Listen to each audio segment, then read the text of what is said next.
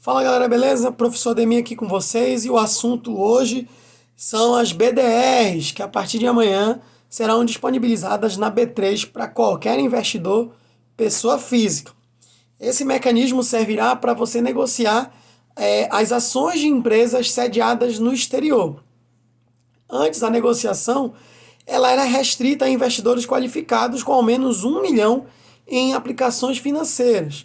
E os certificados negociados na B3 que representem ações de empresas estrangeiras ou ETFs negociadas em um mercado reconhecido estarão disponíveis de forma ampla, conforme foi divulgado pela B3 recentemente e autorizada para que funcione a partir de amanhã.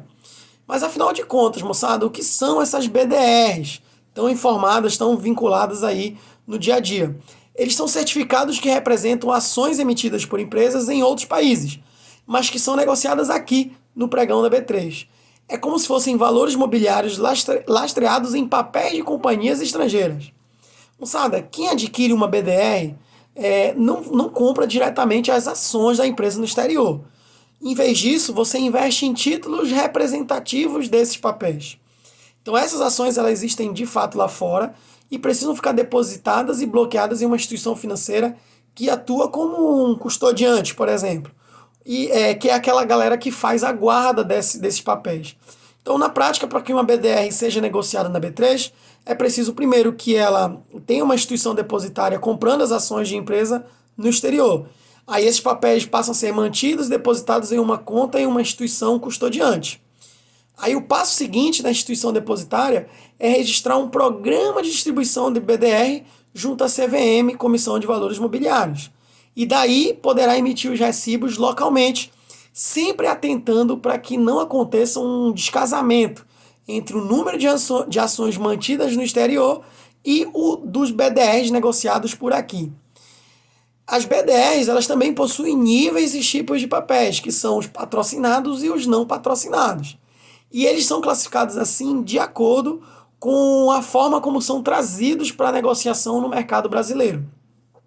O patrocinado ele possui 3 níveis e são aqueles em que a empresa emissora das ações participam do programa contratando ela mesma uma instituição depositária. Então, nesse caso, moçada, é do interesse dela ter a presença no mercado brasileiro e investidores do nosso país. No nível 1, os BDRs patrocinados não precisam de registro lá na CVM.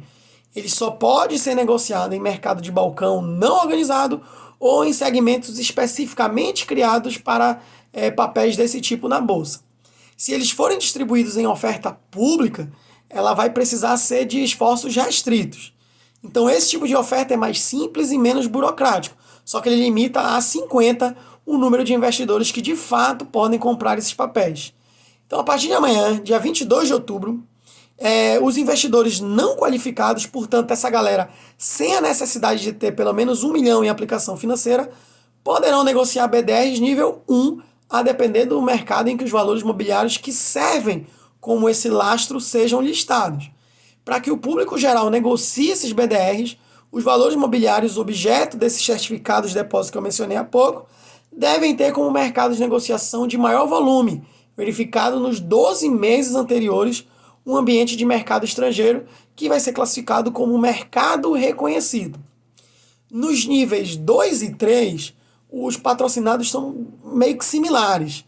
Nos dois casos, a empresa emissora das ações no exterior vai precisar obter o registro na CVM, que é ao contrário do programa de nível 1.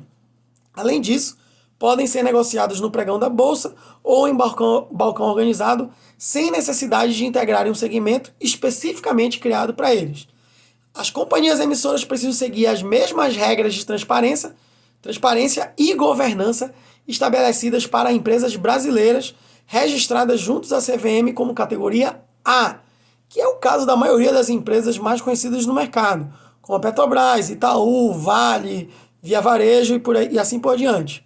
A principal diferença entre esses dois tipos de BDR patrocinado é que os de nível 2 só podem ser alvo de oferta pública com esforço restrito, assim como os programas de nível 1. Já no caso dos de nível 3, as ofertas públicas com registro na CVM podem ser amplas.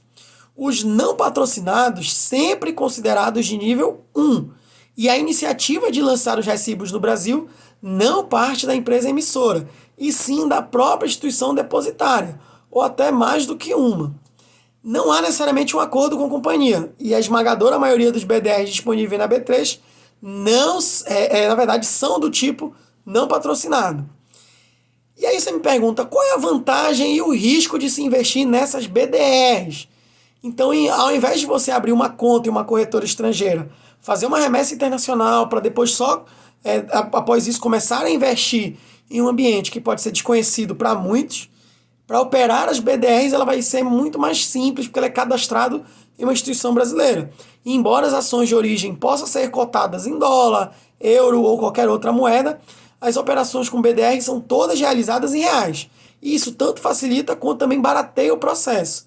Não vai ser preciso se preocupar com taxa extra decorrente de transferência de qualquer que seja esses recursos, seja ele em dólar ou em euro, por exemplo. Então eles permitem que o investidor tenha acesso a ações de setores que eventualmente não têm representante brasileiro listado na B3. Ou ainda, a papéis de grandes empresas as quais os investidores já travam contato até um certo tempo como consumidores, como Google, Facebook. Mas nada disso está livre de risco. Como as ações em geral, os BDRs também possuem volatilidade. As cotações se movem de acordo com os resultados e perspectivas das empresas emissoras, mas também seguindo os rumores do mercado. Por isso, moçada, eu digo que é muito importante você, como investidor, ter certeza de que seu perfil de risco tolera aplicações desse tipo. Além disso, investir em BDRs exige que o investidor dedique algum tempo para você estudar os papéis, os valuations das empresas, com um agravante. Parte das informações e das análises podem acabar sendo encontradas apenas em outros idiomas, e não necessariamente em português. E aí esse é um elemento adicional a ser considerado. Então, para finalizarmos, os custos e gastos em geral nas BDRs, eles são semelhantes aos de uma operação com ação brasileira. Então, o investidor precisa pagar uma taxa de corretagem para qualquer que seja a corretora que ele trabalha e que utiliza para operar na B3. Além disso, moçada, há os emolumentos devidos à B3 e possivelmente uma taxa de custódia, que muitas corretoras até isentam os investidores desse custo. O imposto de renda é de 15% sobre o ganho obtido nessas negociações. Caso haja distribuição de proventos pela empresa no país de origem, eles são repassados aos investidores aqui no Brasil, seguindo as regras de tributação, de distribuição de lucros, e ela conforme é específica a cada um do local desses papéis. Então, galera, deu para entender como funcionam as BDRs? Então, vamos amanhã começar com o nosso mecanismo de aplicação de investimento operando em empresas estrangeiras, dando um grau aí no inglês, você que tratou aí o seu inglês de 3 meses no Aslan, então busque aí melhorar, até porque algumas leituras de números empresariais, de estruturas de valuation, podem não ser em mecanismos bicolunados, inglês e português, e aí você precisa ter um discernimento acerca do que vai encontrar aí pela frente. Certo, moçada? Vídeo um pouco extenso para explicar como funcionam as BDR, mas elas começam a funcionar amanhã e a gente traz um pouquinho do que seriam esses mecanismos, certo? Então, até amanhã, a gente se encontra fazendo aí os nossos investimentos nessa nova configuração com ações estrangeiras e desejo a todos um bom trade. Valeu!